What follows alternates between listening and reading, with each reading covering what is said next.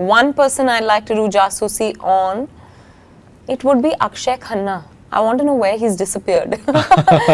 Don't you think? No, absolutely. Such a good actor. He's a very good actor. And he's just disappeared. I enjoyed watching Akshay Khanna and I don't know where he's disappeared suddenly. The situation was such that I couldn't take on any work. I mean, I don't want to say anything more than that. It started happening to me at such a young age.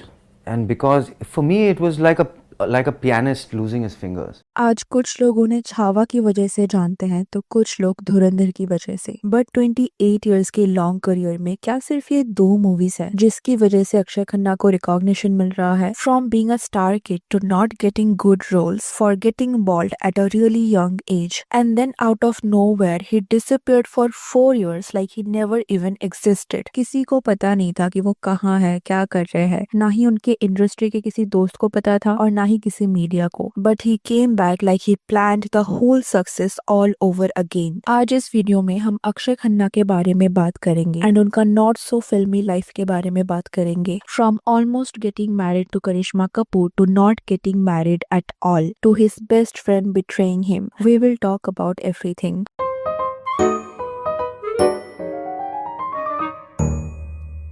Akshay Khanna was born in 1975 to Vinod Khanna, one of the most famous Indian actor of early 90s, and his mother was Gitanjali Taliyar Khan. बहुत लोगों को नहीं पता but Akshay Khanna के एक Elder brother भी है राहुल खन्ना जो एक VJ एक्टर एंड मॉडल है। अक्षय बचपन से ही एक्टर बनना चाहते थे। वो स्टडीज में कभी बहुत ब्राइट नहीं थे और ना ही उनका कोई इंटरेस्ट था। उन्हें पता था that he is going to be an actor and इसका रीजन था उनके फादर विनोद खन्ना। अक्षय बचपन से ही अपने फादर के साथ मूवीज के सेट पे जाया करते थे तो इसीलिए उनके लिए एक्टर बनना ओनली चॉइस था एंड अकॉर्डिंग टू हिम उन्हें कुछ और आता भी नहीं था। 1997 में अक्षय खन्ना ने अपना बॉलीवुड डेब्यू किया थ्रू द मूवी हिमालय पुत्र एंड इस मूवी को बनाने में उनके फादर विनोद खन्ना ने अपना पूरा एफर्ट्स दिया। वो चाहते थे कि उनके बेटे का एक ब्लॉकबस्टर डेब्यू हो एंड उन्होंने न सिर्फ इस मूवी को प्रोड्यूस किया, उन्होंने खुद भी इस मूवी में काम किया एंड अपने तरफ से अपना 100% दिया ताकि उनका सन एक successful debut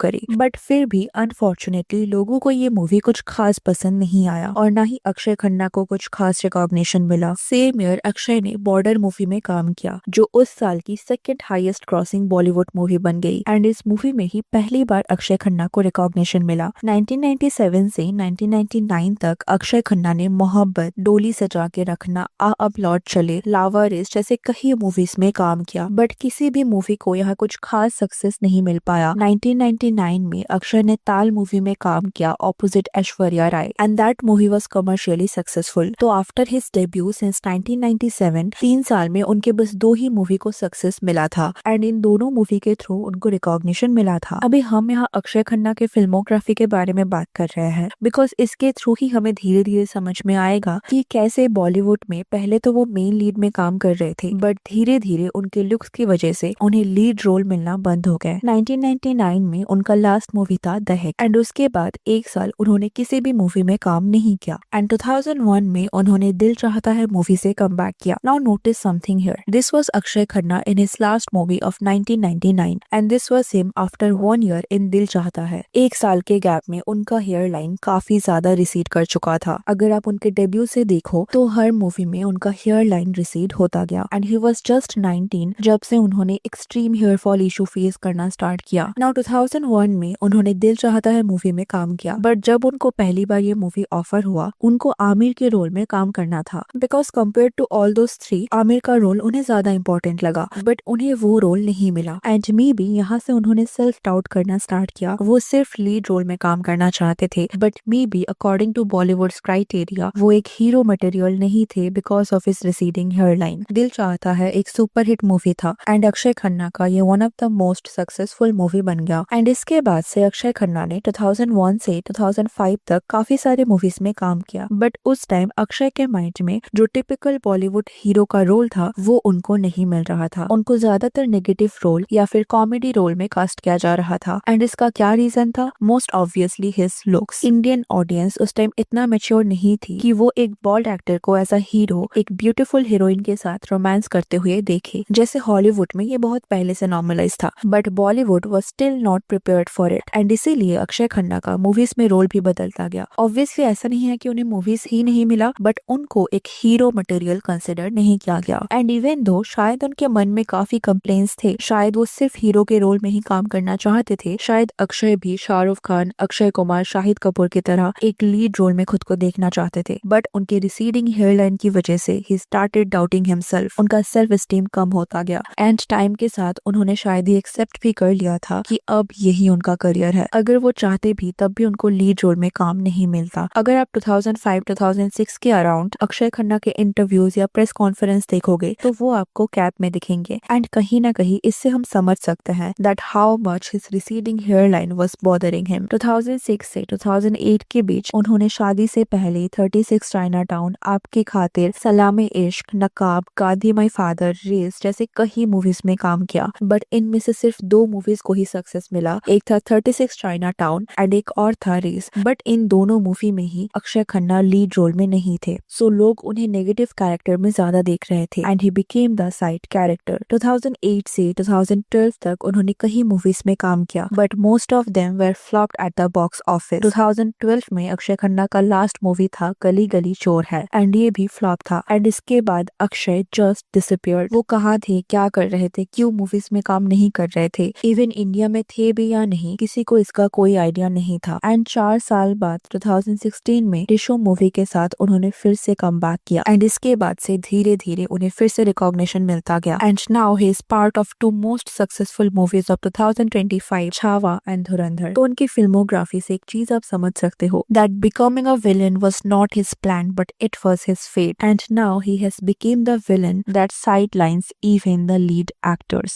But here the question was where was he for those 4 years? बहुत सारे स्पेकुलेशन किया गया इन 4 सालों में उनको लेके। अक्षय खन्ना ने जब कम बैक किया उनको इन 4 सालों के बारे में कई बार पूछा गया, बट इसका एक स्टेबल आंसर उन्होंने कभी नहीं दिया। हर इंटरव्यू में उनका एक डिफरेंट आंसर होता था। जैसे एक इंटरव्यू में उन्होंने बोला, Why you took a break? I wasn't getting material that I liked. Okay.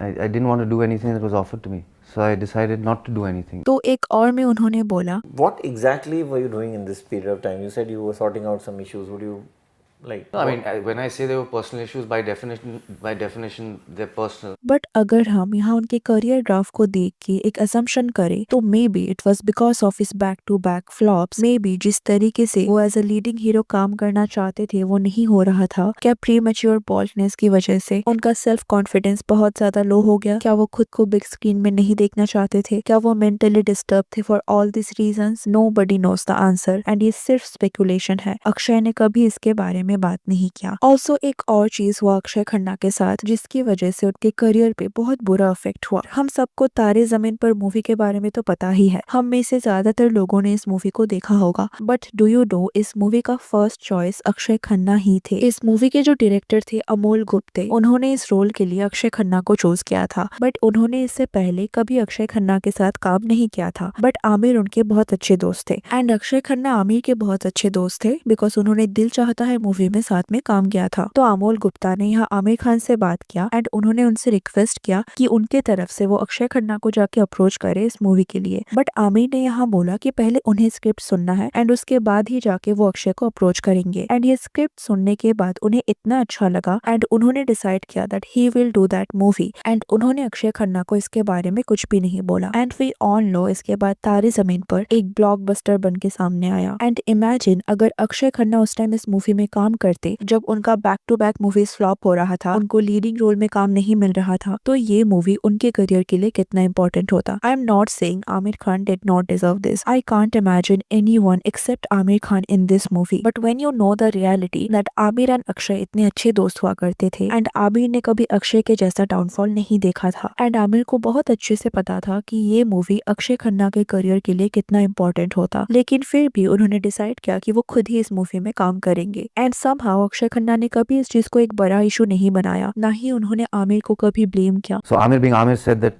you know, I can't recommend a script unless I hear it first. So make me hear it, and if I like it, I'll tell Akshay. Right. And he liked it so much that he ended up doing it. But this is something I feel was very selfish of Aamir कि उन्होंने अपने friend का opportunity खुद steel किया। Also अगर हम अक्षय के love life के बारे में बात करें तो इंडस्ट्री में उनका कुछ खास अफेयर नहीं रहा है। His only famous relationship was with Karishma Kapoor. 1990s में अक्षय के डेब्यू से बहुत पहले एक फोटोशूट के दौरान करिश्मा एंड अक्षय मिले थे एंड उसी दौरान दे स्टार्टेड डेटिंग। करिश्मा उस टाइम अपने करियर में बहुत अच्छा कर रही थी बट अक्षय ने उस टाइम तक डेब्यू नहीं किया था, but still they were dating because obviously Akshay का एक प्रिविलेज बैकग्राउंड था तो उस वक्त पे उनका करियर उतना ज्यादा मैटर नहीं करता था। करिश्मा के फादर इस रिलेशनशिप से इतना खुश थे कि उन्होंने अक्षय के फादर विनोद खन्ना को करिश्मा एंड अक्षय के शादी के लिए अप्रोच तक किया था, बट अपेरेंटली करिश्मा की मदर बबीता कपूर इस रिलेशनशिप से खुश नहीं थी। वो इस फैक्ट से खुश नहीं थी कि करिश्मा अपने करियर के पीक में शादी कर ले एंड वो भी एक ऐसे इंसान से जिनका करियर अभी तक स्टार्ट भी नहीं हुआ एंड अपेरेंटली इसीलिए उनका रिलेशनशिप आगे नहीं बढ़ा। बट इसके बाद से अक्षय खन्ना के किसी भी रिलेशनशिप के बारे में उतना ज्यादा सुनने को नहीं मिला। वो अपने पर्सनल लाइफ को लेके बहुत ज्यादा प्राइवेट थे एंड उन्होंने कभी भी इस चीज को ओपनली शेयर नहीं किया। अगर आप अक्षय खन्ना के कमबैक के बाद उनके इंटरव्यूज को देखोगे तो आपको समझ में आएगा that those 4 years of his life changed him completely. जिस तरीके से उन्होंने साइलेंटली विदाउट अ नॉइस अपने फेलियर को हैंडल किया, even after facing issues like premature बॉल्डिंग, उन्होंने कभी भी हेयर ट्रांसप्लांट या वीक का सहारा नहीं लिया। He wanted to be real and like this he inspired so many young men who are facing the same issue. जिस तरीके से उन्होंने अपने फेलियर से कम बैक किया, that proof that talent may disappear for some time but it never dies. So what's your thought on Akshay Khanna? Let me know in the comment section. And if you like this video, please give it a like and subscribe to the channel. Thanks for watching. See you in the next. Take care.